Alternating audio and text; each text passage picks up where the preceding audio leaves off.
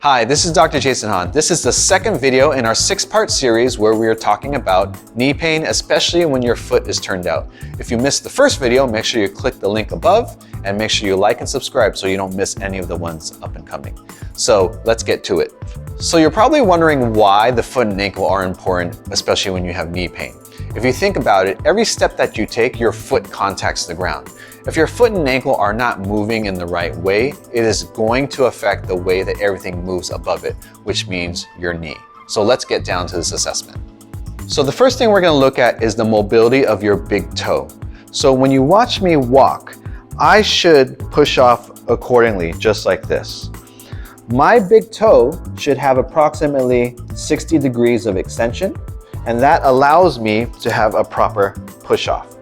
Imagine I'm limited in that range and I'm walking. Because I can't push off all the way, I'm limited, I'm going to turn my foot out in order to have a proper stride. So for the assessment, it's always important to look at both toes. So let's say my right side, I have knee pain, and my left side, I don't. So I'm going to check the left side first, see how much extension I have. It's about 60. I'm pretty mobile on this side. Let's say I go to my right and I'm limited. If you are limited, the limitation in this joint may be associated with the knee pain. So the second part of the foot ankle assessment is looking at ankle dorsiflexion. So essentially, ankle dorsiflexion is how much your ankle flexes upwards.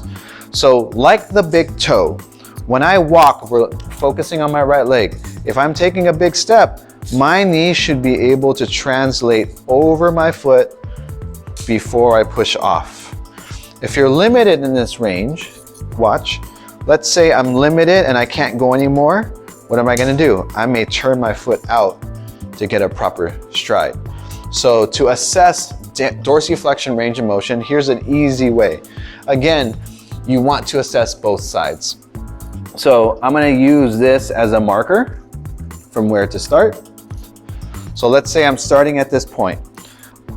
I'm assessing left ankle dorsiflexion. I'm gonna move it as far as I can, and then I'm gonna mark right there. So that is the amount of range I have on this side. Now I'm gonna go to my right side. I'm actually limited here. I'm gonna line it up, and then I'm gonna translate it forward as far as I can without my heel coming up.